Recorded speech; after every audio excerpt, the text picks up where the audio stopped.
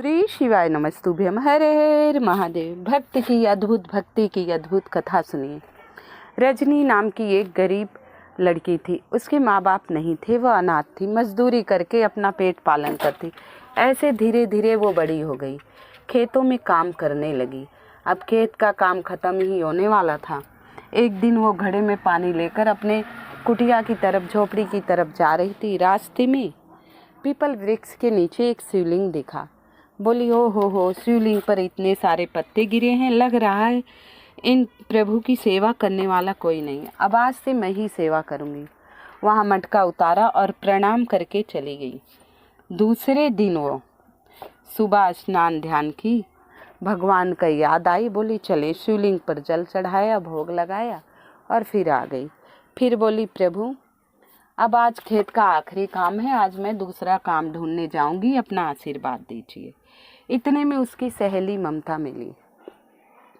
बोली, अरे रजनी, अब खेतों का काम तो आज खत्म हो गया, आप क्या करें? तो रजनी बोली, देखते हैं कहीं काम मिलेगा, चलो ढूंढें दूसरा काम। तो ममता बोली, सुनाई दे रहा है गांव के लोग कह रहे हैं जमींदार के यहाँ ये चूना ऊना का काम, पेंट उंट का काम चलेगा, उसके यहाँ कोई फंक्शन है, तो क्यों ना वहीं चलते हैं। बोली, ठीक है। बोली, पेट तो पालना ही है। रजनी ने कहा, महादेव की जैसी कृपा हो, चले। गई, जमींदार से मिली। जमींदार ने कहा, हमारे यहाँ बहुत सारा काम है, चिनाई उनाई का काम भी है, चूना भट्टी का भी काम है, घर की साफ सफाई का भी है। तो बोली, आप दिहाड़ी कैसे देगो? रजनी ने पूछा। सेठ ने कहा दोनों समय का खाना और 200 रुपये एक दिन का दूंगा। अब दोनों सहेलियाँ बात करते हुई आई। बोली, हम काम कर लेंगे 1 महीने, तो अपना छोटा मोटा कुछ शुरू कर देंगे कारोबार, महादेव की बड़ी कृपा है। ऐसे सोचते हुए, बातें आपस में करते हुए और मन में अपनी बिजनेस के बारे में सोचते हुए कि छोटा मोटा कारोबार कर लेंगे, वो शिव मंदिर आ गई। शिवलिंग के पास अपने आई और प्रभु का धन्यवाद की। बोली, हे प्रभुवर, आपकी कृपा से हमें अच्छा सा काम मिल गया। अब बड़े मन लगा के काम करती और भोजन स्वादिष्ट मिलता सेठ के यहाँ। दोनों टाइम भोजन करती, काम करती। अब दोनों खुश थी, रोज़ की रोज़ जोड़ा करती। आज 400 हमारे जमा हो गए, आज 600 जमा हो गए। अब 1 महीने में एक भी छुट्टी दोनों ने नहीं किया। बड़े लगन से दोनों ने काम किया। अब पूरा महीना बीत गया तो दोनों आपस में बात करती। बोली, आज काम करके जाएंगे तो सेठ से अपना पैसा मांग लेंगे। पूरे 1 महीने हो गए, 6-6 हज़ार रुपये मिलेंगे। मैं तो अपनी सब्जी का ठेला डालूंगी, एक ठेला लूँगी, उस पर सब्जी बेचूंगी। रजनी ने ममता से कहा। ममता ने कहा, मैं तो अपनी फार्चून की दुकान खोलूँगी, छोटे छोटे आइटम पहले रखूँगी, जैसे जैसे बिकेगा बड़ा करूँगी। अब दोनों काम करती हुई बातें करती रहीं। अब शाम का समय आए, भोजन करने के बाद दोनों बोली, चलो सेठ से अपने 6,000 रुपये ले ली जाए। अब सेठ के पास गई रजनी। बोली, सेठ जी, आज हमारे 1 महीना हो गया, आप हमारी पेमेंट दे दीजिए, वेतन दे दीजिए जिस पे तय हुआ था। सेठ ने ना कहा था, मैंने कब कहा था कि तुम्हें पगार दूंगा? मैंने कहा था 2 टाइम का खाना दूंगा, पैसे वैसे नहीं दूंगा। बोली, नहीं, आपने कहा था 200 दूंगा। अब सेठ ने दोनों को डांट के भगा दिया। सारे मजदूर बेचारे सुने, वो भी चले गए। अब क्या करते? अब रजनी जाकर खूब रोई महादेव के शिवलिंग के आगे। साथ में ममता भी रोने लगी उसके। दोनों इतना रोई कि हे प्रभु, इतनी मेहनत से हमने 1 महीने काम किया, अब वो हमारा पैसा नहीं दे रहा है, ये कैसी महिमा है। इतने पे भगवान भोलेनाथ उसके दर्द भरी आवाज़ सुनकर प्रकट हुए। बोले, तेरे 30 दिन का वेतन और तेरी 40 दिन के भक्ति का फल तुझे अवश्य मिलेगा। 40 दिन लगातार तूने मुझे जल चढ़ाया, श्रद्धा से मेरे मंत्रों का जाप किया है। सेठ तुझे तेरे घर आके और तेरी मेहनत की कमाई का पैसा दे जाएगा।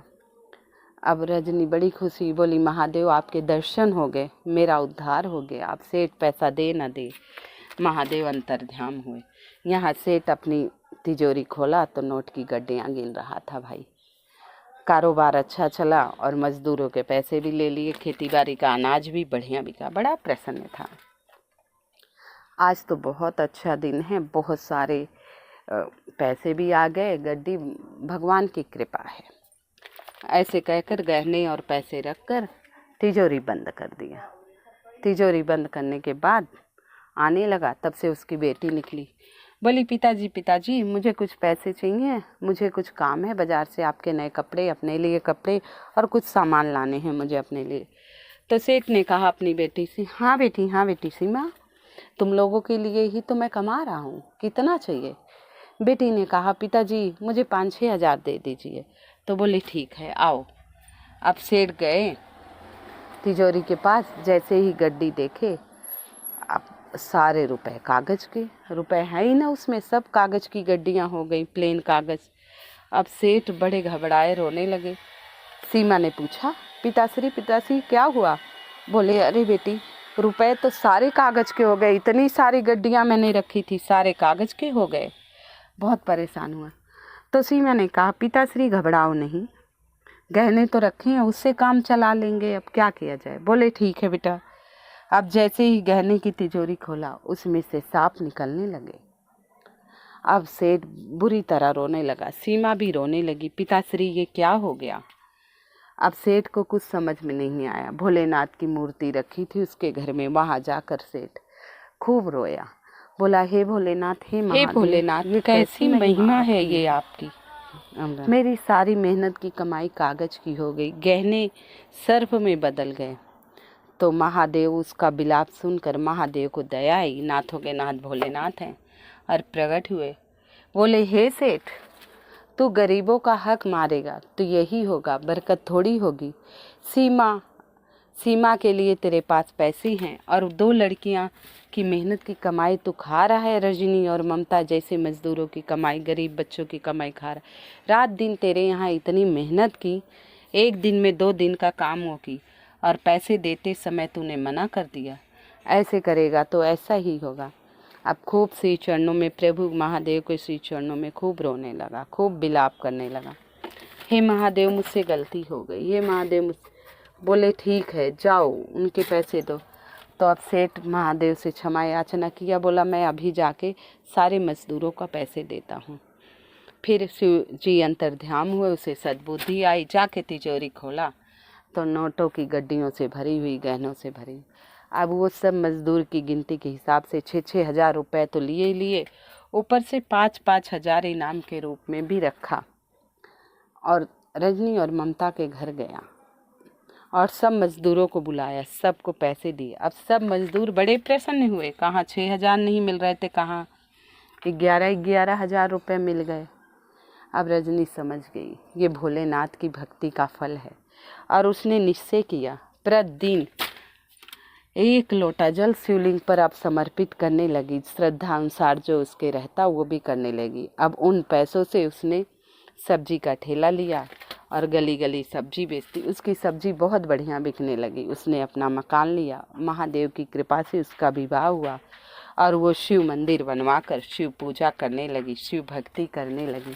भगवान भोलेनाथ जैसे रजनी पर कृपा किए, वैसे सब पर कृपा करिए। कथा सुनने वाले, कथा सहने सबकी मनोकामना हे भोलेनाथ, हे नाथों के नाथ भोलेनाथ अवश्य पूर्ण करना।